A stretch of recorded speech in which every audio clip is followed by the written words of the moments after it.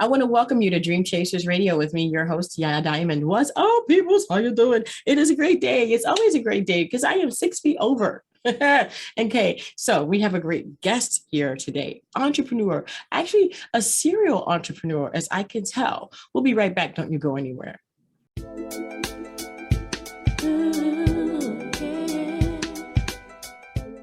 Welcome back to the show. Okay, so we have a serial entrepreneur here. What does that mean? That means that someone who is like into a lot of different things. And I want to find out how he did this. How did Mill do this? Welcome to the show. How you doing, Queen? Hey, what's up? What's up? So, okay, so you have to tell me, did one thing lead to the other, or was it all planned out from the beginning? Meaning for products and services? Mm-hmm. One thing led to another, Yeah. Mm-hmm. So tell me all about it. Well, I mean, how I got into entrepreneurship, I've always been an entrepreneur. I started out my life on the wrong side of entrepreneurship though, which was in the streets.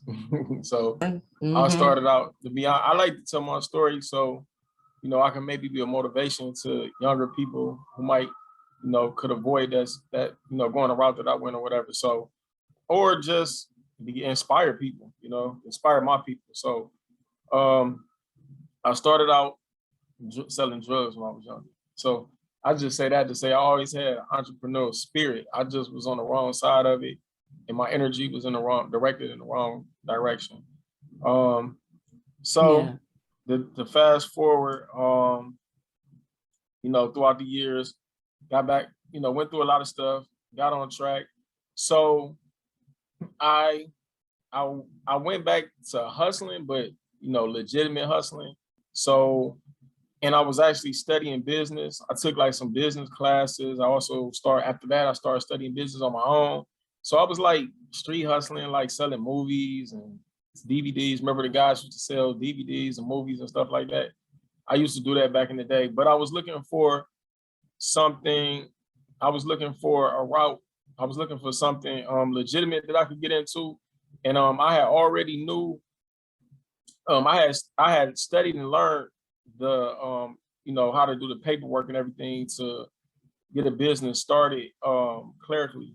So at the time I was selling like oils. So this is how my first legitimate business product brand come about. I was selling oils in the streets. So I used to make my own oils and I used to wear them. So in the process of me wearing my own fragrance, a lot of people would always ask me like, where, what I had on. So I just turned that into I learned how to create a perfume in a cologne, like actually, and I learned how to package it and everything. And that's how that came about. And I also was studying credit, like I do credit. I have credit services. So that's like the short story on how things kind of merged together. Me practicing credit and I fixed my own credit. So that gave me the capital to be able to start a business. And then I took that capital and came up with a fragrance line, which was based off of me selling oils. And I just trademarked it and created a website, packaged it, put it together. And basically that's how that particular part of my company came about. Wow. So I love it when people develop their talent so much that they have to offer a new service. Is that what you're telling me? Is that what happened? Yeah, basically. Yeah. I just went and did the research on fragrances. I actually, when I was selling oils, I had always wanted to make a fragrance, but I just had to learn. I didn't want to do it unless I had like the money to like market it professionally. So like, of course, I don't have, millions of dollars to do it like, Macy's, being Macy's and everything. But with the internet nowadays, you could be very independent, you know what I'm saying? Yeah. So you don't really have to have mainstream distribution. So I basically learned how to distribute things digitally on the internet, and which I'm still learning. But I learned, to get it going pretty quick. I learned how to do a website, did my own website, learn how to package it, everything, learn the materials, everything I needed, and that was just something to get me going into a legitimate business, and that's how that particular product line came about. Wow. Wow, I love it. I absolutely love it. I love it when people, it's something that people think, okay, let me go back. Let me rewind a little bit. People believe that you can only do one thing, but I truly believe that that one thing leads to something else that leads to something else. There might be two or three things that come out of this, just like what you did with the perfume, with the oils, and now with the credit repair. That's amazing to me. So you've built businesses around your experiences that you've had so far. Yes, and as far as doing multiple things, I also study wealthy people. Mm. So I know that they say it takes 7 streams of income to become wealthy, Yes. and I don't have plans on. My plan is to become wealthy. Like I Mhm. I really have an active plan on being wealthy. I think one thing with our people, and I have reasons I want to be wealthy, not just personal. I was doing that earlier. Right? Yeah, I see you on the same mission I'm on. So Oh I don't. yeah. Yeah, I don't just have my own selfish endeavors to become wealthy. I want to become wealthy because it allows me to have a better lifestyle, but it also will allow me to do more in my community. And Hmm. and one of the biggest things, one of the biggest problems and issues we have in our community is we don't have people. Our people who have wealth don't really reinvest into our community. So Yeah. my main mission is to become wealthy, to reinvest into my community, and also to have my own desires as well. But that I said that to say this: in order, you have to have multiple streams of income, especially in Hmm. business. It's two reasons why it's smart. For one, it's better to create wealth that way. I mean, when you have more streams of income.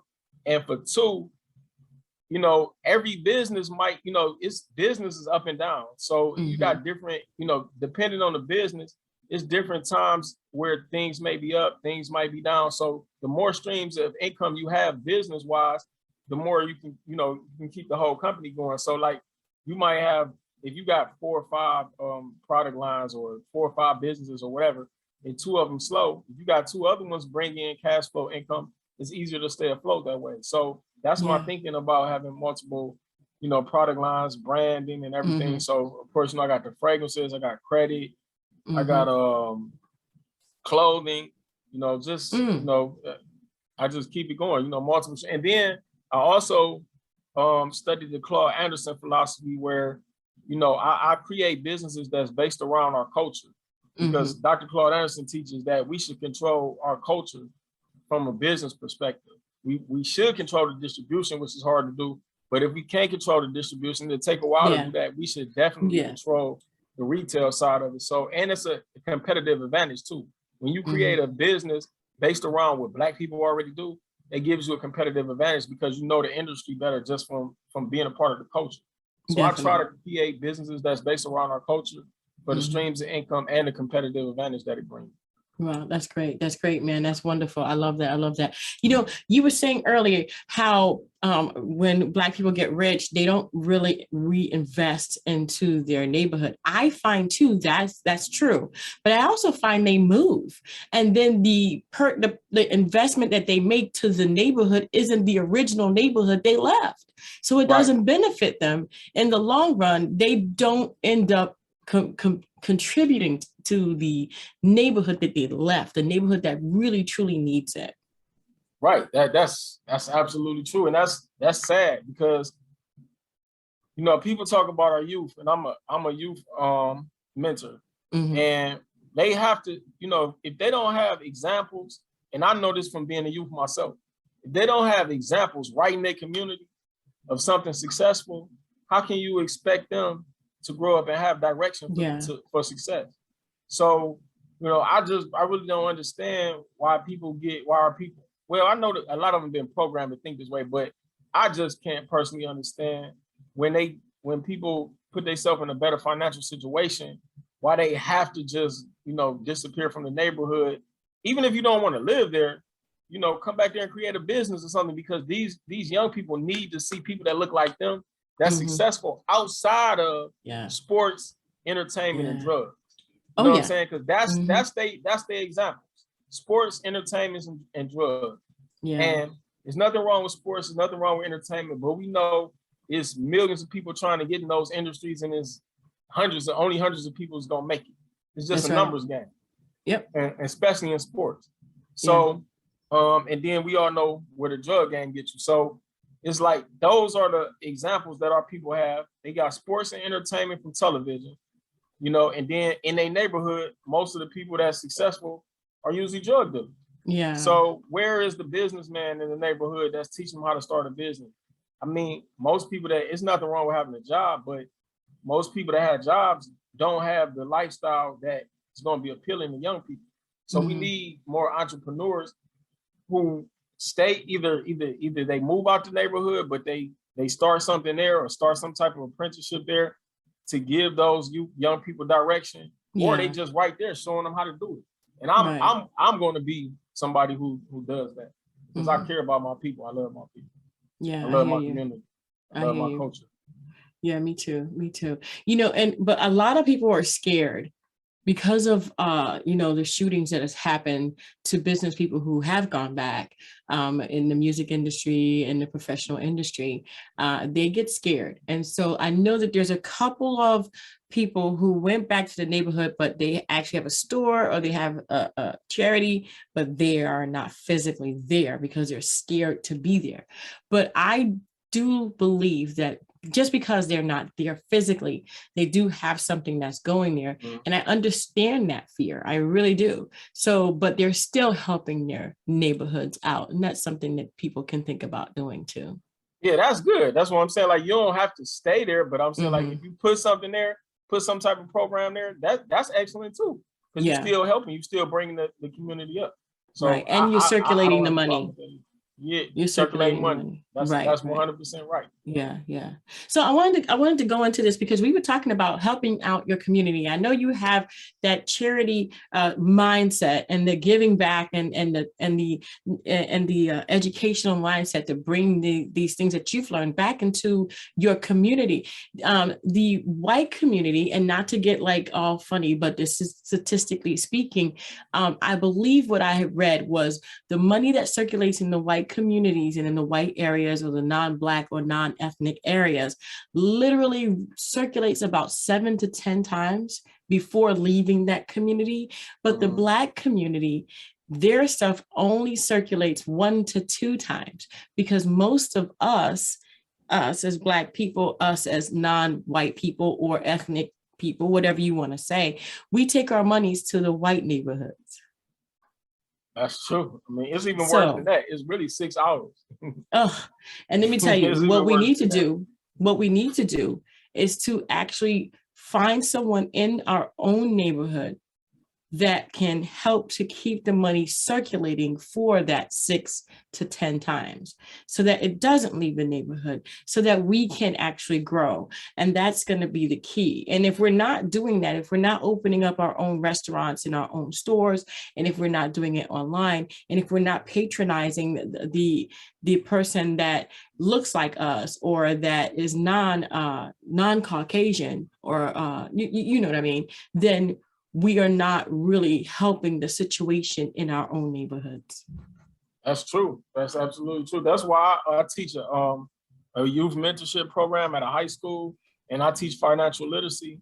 By me being into credit, I try to give some credit knowledge to the youth because I think that's the best way to be able to go into business. A lot of our people, I know have excellent ideas, and I definitely see that in the youth because they very creative mentally. But they absolutely know nothing about business. They know nothing about how to administrate a business. Nope. How to not even balance a checkbook. How to balance a checkbook. They don't know that. They don't know how to trademark. They don't know how to get the capital, which I didn't know when I was young. Right. So that's why I'm so strong about teaching the youth, teaching what I know, because I think that's how you begin to make change. So you give them that coach, that sense, that pride and culture to make them want to spend money and become entrepreneurs. They really already had an entrepreneurial spirit because they want to get money. Right. That's the one thing most of them have in common. They just misdirected, which I was that way when I was young. So that's why I'm real big on that. Like I take a lot of pride in that, and I'm really putting a lot of effort into that. I don't have kids of my own, so when I meet somebody and I had kids, then I'm going to raise my kids that way too. But like, I'm really big on the youth because I think that's the way to break that cycle by giving it to the young people. Definitely. Given that how would I say, that momentum, that education, those valuable, essential things, money wise, savings and investing and credit and building your own business and keeping that money circulating in our neighborhoods is what's going to bring us out of poverty and keep people, and actually have people to learn different things and have mentors in your neighborhood. And we all need to get back into that. And that's probably why I started this, because, I get to meet so many different wonderful people and talk about things like this with, a serial entrepreneur. So you have your own line of cologne. You still have the oils? No, I transitioned to the cologne and perfume. I got Okay. King Rock cologne. I got Sister Seven perfume. I have Boss Life Apparel, which is my clothing brand. Mm-hmm. I got the spring line coming out soon. It's dropping like very, very soon. That everybody can go to my website and pre-order. I got Okay. unisex jogging suits and Mm. t-shirts. I have the credit services where I do credit repair. I do CPNs. I sell trade lines. I also do consultations with the information where I give the information to everyone for just $50, which you won't find anyone out there that'll give you the information that I'll give you for $50 a consultation. Like I'll teach you how Mm. to repair your credit, build your credit. I have a list of lenders. I teach the algorithm of credit because credit runs off of a certain algorithm. I teach you how to manipulate the algorithm to build your credit.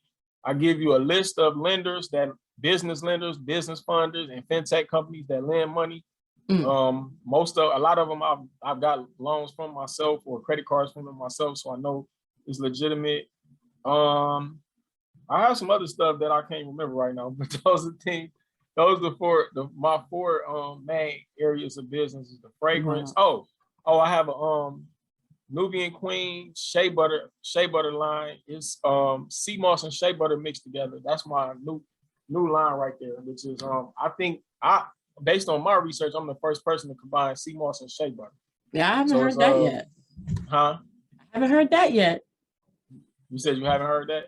I haven't heard that yet. So yeah, that's new. You heard it here. You go to Hey. blackwallstreetempire.com. I got sea moss and shea butter, excellent for your skin.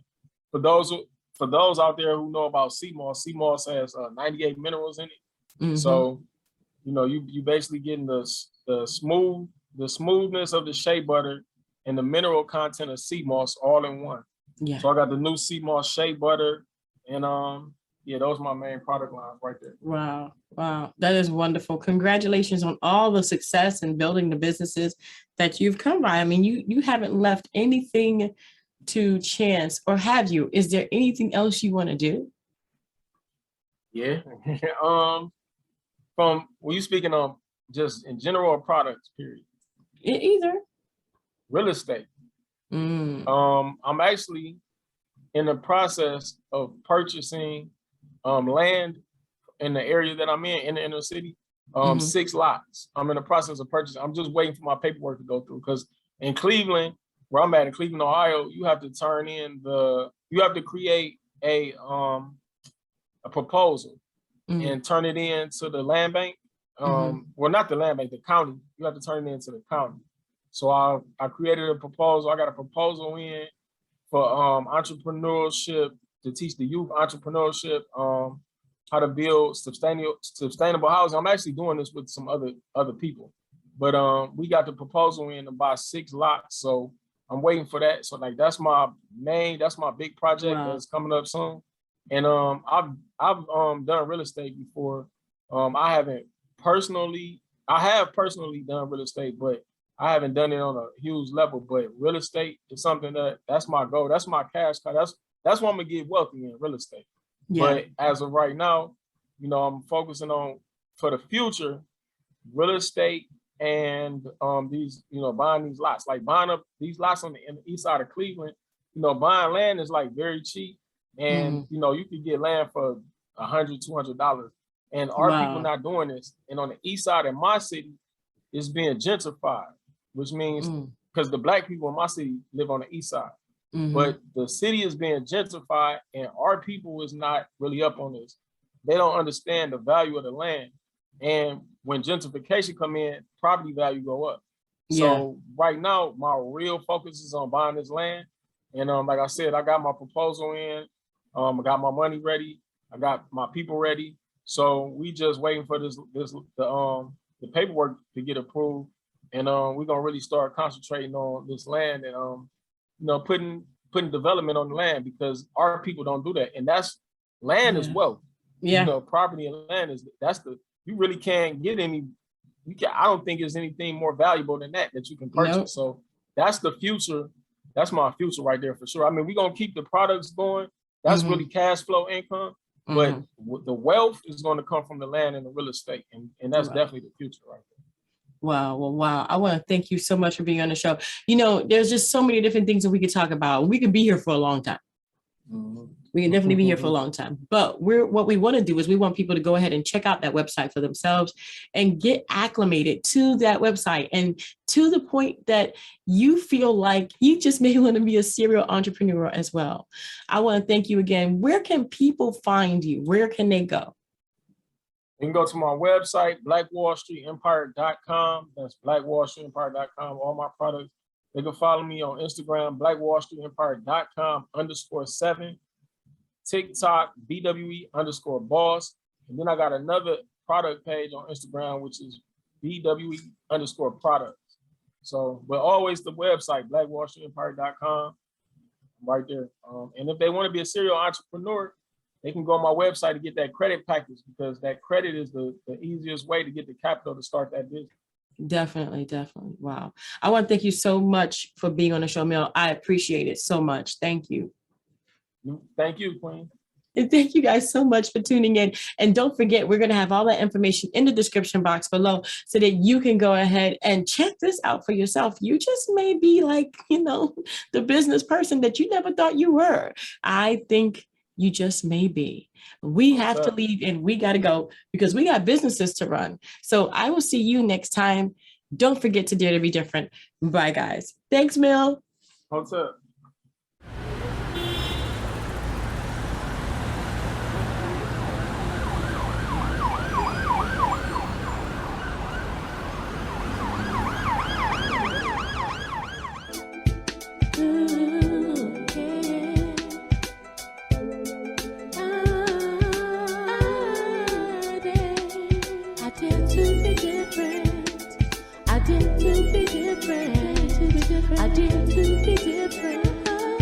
I dare to be different.